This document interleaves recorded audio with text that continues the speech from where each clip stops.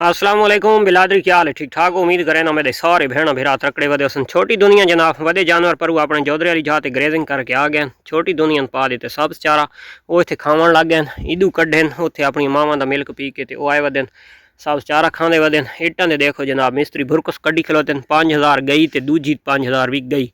10,000 it का ओका तखमा उदाई खलोते। तो बिलादरी सब तो पहले वो देखो जंगल तकरीबन सारा कलेवर करवा दिते। कपवा छोड़े खगल, हाँ खगल सादे लगे हैं इस नाल दे पौधे हैं वो सारे उतू कपवा सटे। जितना एक सफेदे का पौधा आई तो सारा खलोता है। लोग चेक करो जी फ्रंट दी माशाल्लाह खोखर कजला शी फार्म दी माशाल्लाह बहुत लंबा शेड और बखर दे विच अल्हम्दुलिल्लाह कि शायद शीप फार्मिंग विच सबसे बड़ा शेड इंशाल्लाह हमारा ही तैयार होगा। तो उस तो बाद स्कूल माशाल्लाह उस पासे शिफ्ट करें पे जिस टाइम ये तैयार थी वैसी तो इतने तक तकरीबन सादी दे 4 दीवारी अगू आसी ये शतूत वाले पौधे दे अंदरली साइड दोते ये जितना हो सी सादा सारा आगे ओपन एरिया हो सी जितना टोटल। उस तो बाद जनाब ये माशाल्लाह चेक करो जी 70 फुट की लंबाई और 18 फुट चौड़ाई नज़दीक में इंशाल्लाह वन के कहना। और मिस्त्री हजरात का हुण टाइम थी गया छुट्टी का क्योंकि तुम पेड़ दे गए पेड़ थी गए खाली इट्टां बड़ियां दूर तो इन्होंने गरीबन वाणियां पौंदियां वो उत्थे। तो ये शुक्र है जो पहली दफ़ा सादियां ट्रालियां उत्थे भी आके लानियां पौंदियां वरना वो सड़क दे उत्ते उत्थां ही ढा पैंदियां होंदियां। तो पिलरां दे मैं बारे जनाब डिटेल अपने दोस्तों नाल शेयर कर छोड़ा। 13 इंच इस साइड दे उत्ते 18 इंच उंदे 13 इंच इदे ठीक हो गया। तो चेक कर गए जी ये इंजीनियर है परला टोपी मैन इंजीनियर है वो जरा बुहारी देना खलोते वड्डा इंजीनियर है। तो ये जनाब इंजीनियर दे नाल हेल्पर है। तो ये जनाब पिछे बैक साइड बंद साइडा बंद फ्रंट जड़ा उसी सादा टोटल ओपन हो सी। तो ये जनाब ये दोस्तों ने जड़े हो सी मैसेज तो बार बार कमेंट्स ये 14 फुट का वाया जनाब इतने फ्रंट तो त्यासन 14 फुट का गार्डर यानी कि टोटल उत्ते सारा ये तुम देख गिनो कि दाढ़े रखे खलोते हैं जोड़े 14 फुट वाले गार्डर आवने 14 बाई 14 के।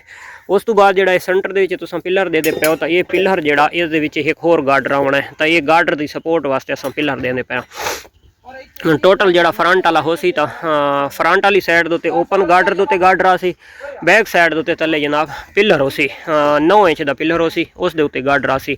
तो मजीद इत्थे गार्डर भी आवना है गार्डर दे गार्डर आवना है और इस पिलर दे आवना है यानी कि सपोर्ट जी हो सी तो वो सपोर्ट इन्हों की आपस के 50-50 थी वैसी ठीक हो गया। इसनों अगर बढ़ा के तो कर गिना हा तो लेकिन जड़े ना ये जोड़े गार्डर वाला सिस्टम आना जिले 4 च धार फिरना तो इन्हों का एक लंटर नुमा जियां होंगे तो टोटल लंटर फिर वैसी यानी कि 4 साइड की एक जान इंशाल्लाह हो वैसी।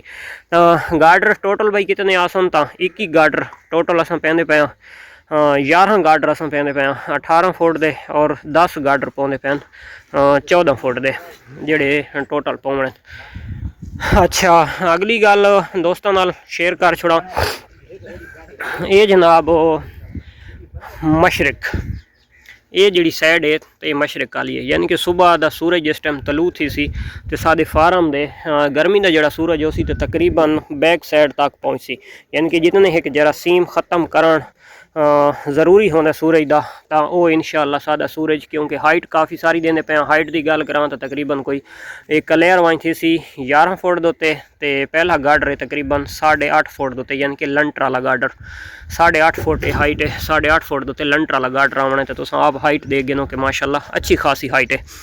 तो इतों जनाब इस पासे दीवार वैसी इतने तक उत्थे एक दरवाज़ा लगना है तो इस पासों सादा टोटल सिस्टम हो सी किड्स का तो किड्स का जोड़ा वो दरवाज़ा हो सी उस दे नाल भी उन्होंने कनैक्शन हो सी कि किड्स में असा इस पासे भी कट छोड़ा कर सा आज़ाद भजन रुकण वास्ते। और यानी कि ब्रीडर की जी सैटिंग हो सी तो वह भी सादी दे बैक साइड दोते हो सी बैक साइड की गल करा तो जिदू इदू जनाब सादे रकबे का बन है तो ये बन्ने दोते असा जड़ा जगह छोड़िए शहरी शार के ऐसी चीज़ा नहीं होंदियां लेकिन सादे जरई रकबे होने तो इत्थे दी जी कछाई होंदी है ना कदा पटवारी साहबान आने 5 फुट 10 फुट उदे टावे ने तो कदा उदे टावे ने। तो ये जोड़े सफेदे खलोते हैं तो ये अपने पासे खलोते हैं या ये जोड़े ओरले पासों खगल खलोते हैं तो अपने पासे खलोते हैं।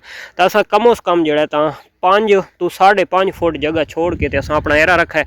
और दूसरे नंबर दे तले तुम जा दे गिनो तो सारी 4 फुट की कम उस कम बरथी आई तो इस करके भी असा साइड उत्ते रखना है कि रखा है कि सादी जी बैक साइड के उत्ते जगह है ना तो वो जियां आदि ना बरथी या भरा या धक तो वो भी सादी यानी कि मौजूद रहे।